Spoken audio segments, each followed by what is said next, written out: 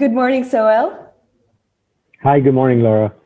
So you have just released a worldwide survey that's called Business of Experience, which has been carried out with more than 1,550 business leaders in 21 countries, including France. That's a lot.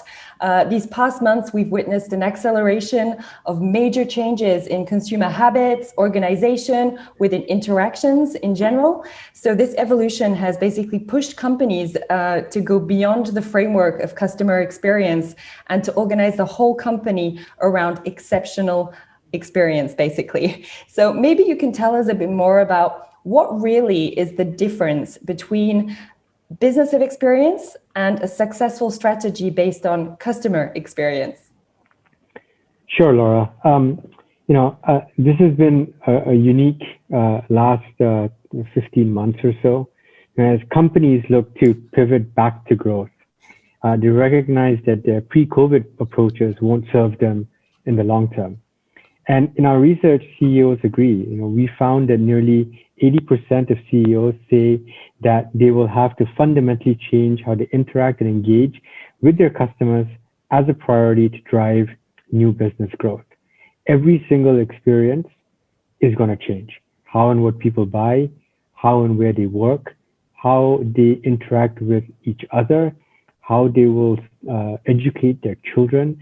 All of that has been upended by the COVID-19 pandemic, and these behaviors are here to stay. Clients like Intermarché are thinking about the grocery shopping experience. It's no longer about walking into a store or buying groceries and walking out. It's really about rethinking every single element of that value chain to avoid lines, to ensure that the store is doing everything they need to protect customers, and also to ensure that the products and the inventory and the assortment is the right one along and aligned with the demands of consumers.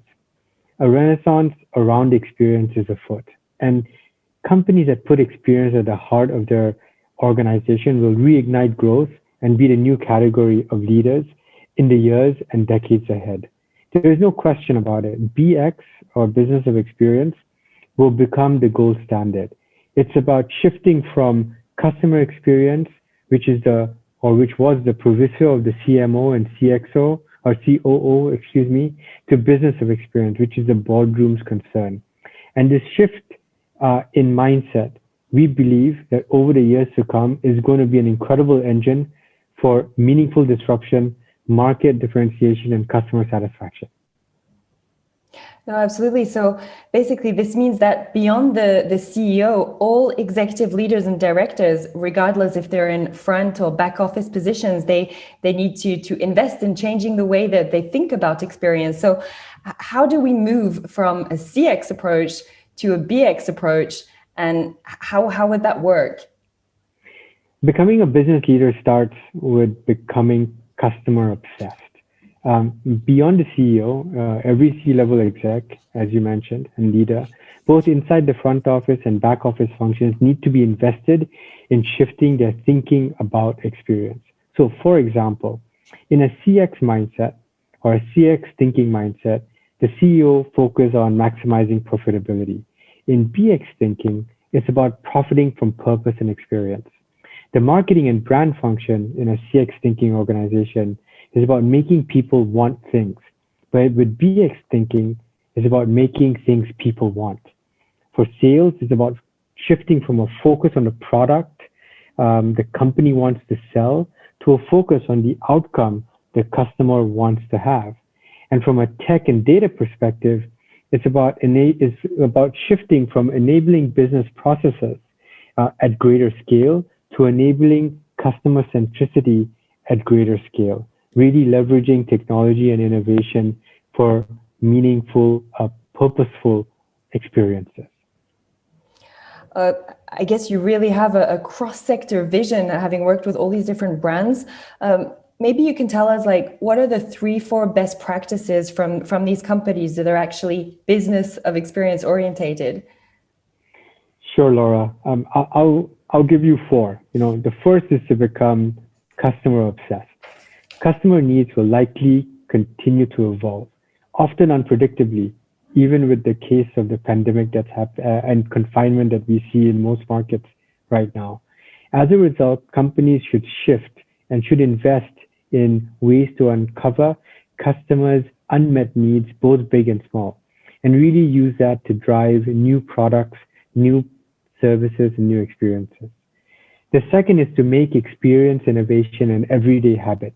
Our research shows that leading companies feel better prepared to take advantage of the opportunity to innovate at scale, as they are more than twice likely to be agile and pivot towards new models that deliver value and relevance to their customers versus their peers. The third is to expand the experience remit across the organization. It is no longer just the responsibility of the CMO or the CDO. It's everybody's business, from the C-suite down. Every person needs to be part of this obsession and should be interconnected and collaborative to deliver a best customer experience. And the fourth and last is really to sync the data, tech, and human agenda. Becoming a business of experience is not just about investing more in tech, but about investing differently. Leaders redirect tech, data, and people to enable agility and continuously unlock efficiencies that can be reinvested in new opportunities for performance and growth. Absolutely. And about the journey itself, how do you go from customer experience to business of experience? And I was wondering, like, are there priorities? Are there key steps? How would you define a roadmap, for example? Laura, that's a great question. This is a once in a generation opportunity, a bit like when the internet hit us back in the early 90s. And it's an opportunity to help clients reinvent the way they work and the way their customers experience their brands. Business of experience is a significant mindset shift, but companies that embrace this will not only be able to meet their customers' needs and become an indispensable part of their lives, but it allows us to uncover new market opportunities and set themselves up for sustained growth, relevance, and durability. Let me cite a quick client example and then talk about the priorities they put into place to make this real. And this is Faurecia, which is a world-leading automotive parts manufacturer. And they saw a world of autonomous vehicles just around the corner. And we worked with them to think about not new parts and new technology, but the human experience in an autonomous vehicle from the start of a journey to the end.